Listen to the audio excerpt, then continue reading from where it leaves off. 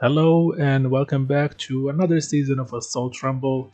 In this video, I'm going to be showcasing my initial teams for each fight, which includes a team that satisfies two of the max level missions.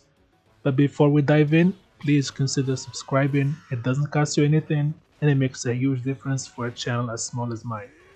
Alright, first boss Akyno. I'm not going to lie, I was a bit worried when I saw the Akyno boss as part of the roster this season, but I was surprised when I discovered that they revamped some of the fights for the better in my opinion. That kind of fight used to be the worst thing they ever designed for this game mode, with 4 different enemies, Akyno, Kizaru, Fujitora and Green Bull, and each of them had a nasty special that's hard to counter while doing good damage under the rules. Well, now they removed the Green Bull, making it more of a fair fight in my opinion. The rules give powerhouse and quick characters 15% extra damage, while nerfing damage from dex units by 30%. The boss also nerfs shooter characters. So I decided to go with the strength team as an initial team because the two main damage dealers, Luffy and Kuma, are powerhouse, and I was pretty confident in Uta and S-Snake to survive the whole fight despite the nerfs. And it did pretty well. The combo of Uta and Kobe that keeps the specials rolling, allowing S-Snake and Uta to stay alive the whole fight by rolling enemy specials back, confusing Akyno, giving us heal over time and shields. You know, the usual from the meta strength team that most of you know. There might be room for improvement if you have the PvP Pika and the 6 plus strength Doflamingo that we received recently. You can add them to the team and remove the shooters. You can also double down and add the 6 plus Akyno instead of the S-Snake for more damage, especially if your Akyno is level 150. That'd be more damage for sure. There is also a good amount of powerhouse and quick damage dealers to build a team around. The only problem is that the majority of those units have health cuts, which are useless in Assault Rumble as most of you know. But it's definitely something I'll look into to improve my score.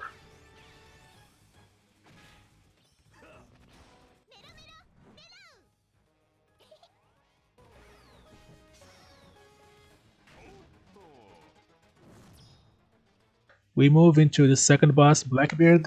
Here again, they revamped the fights and added Avaro Pizarro with him. A good change that allows us to do a bit more damage now that we have 2 targets instead of 1. They debuff Powerhouse and they take 15% extra damage from Psy and Free Spirit. So logically, I opted to go with this team, mostly to complete the mission, but also most people have invested in Psy Free Spirit characters because, let's be honest, they're good characters in general, historically in Optc. So we have Luffy, Zoro, Sanji, Nami, Dab Brook, and Usopp as Straw Hat tags. The units on the bench can be any 2 characters with the Straw Hat tag. That way, we satisfy the requirements for the 6 Free Spirit characters and 4 Straw Hats on the team to complete the 2 missions at once so that our next tries can be focused on doing better damage. So for this team, despite the mission requirements imposed on us while building this team, we still end up with a pretty good damage score. We have Yamato doing damage and applying half stats so that our other units hit even harder. Law for debuffing ancient driven enemies, which Blackbeard and Pizarro are. Luffy, Zoro, Sanji, they have damage and buffs for the team. If you don't have them, you can use Gear 5 Luffy, either the 6 plus or the 6 star. And Nami for her crazy special rewind. If you don't have her again, you can add the Psy Memory Sanji. Is a good character versus in teams. And finally, Roger for reducing defense and speed and giving our team pretty good buffs. But honestly, he seems a little bit too slow. We can completely ignore him and replace him with a better unit like Galaxy Impact Garp, I think, but I'm sure there's other unit that can fit better and do more damage. The bench is just there for the mission and the requirements for the Nami special. We end up with almost 600,000 damage with a team like this, which means that I can do better. I just have to tweak the team a bit more, which I will be able to do since I won't have to worry about the missions.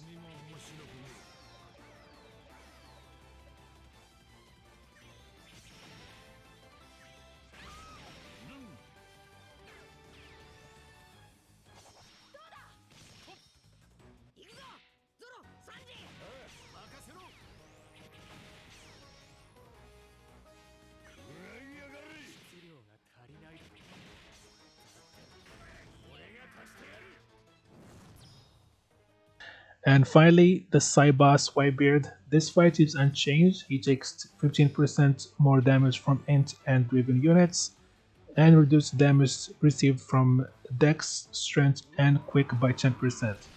And I would not be a good Dex team merchant that preaches the good word for the Dex squad every Assault Rumble season if I did not give a chance to the Dex team at this fight.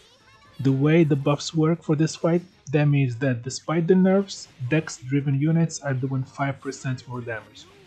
So I added Big Mom back to the team since she's a driven powerhouse unit. We got Kaido, one of the best Dex team damage dealers and great PvP unit overall. Uta is a driven unit as well, but she's not a damage dealer. But she's so important to this team to the point that we should run her even if she's nerfed. I haven't tried them yet, but there's some other pretty good Dex driven characters like Dex do Flamingo. I don't know how he would do given that he doesn't do damage through defense, but it's worth checking him out if you missing one of the units or if you want to just try him out. So if you don't have a good int driven team, this is the team you should be running. It will allow you to get a pretty good score. It allowed me to get almost 900,000 damage. It's a very solid and cohesive team that a lot of people have naturally invested in over time. Thanks to Uta with her shield and CG speed, she fulfills two crucial roles, defensive and offensive, and allows us to fill the team uh, with big damage dealers without worrying about survivability or having a special CG accelerator like we usually do. So that's it for me. Subscribe and stay tuned in the next few days. If I find better teams, I'll post them. This game mode favors whales on so many levels, from boosters to investments in units to the numbers of tries. But we're still getting a nice good chunk of rewards from minimum efforts. As long as you're in the top 5,000, you're getting a good amount of gems and 12,000 rumble tickets that are pretty valuable for your gem tree or the current candy zones.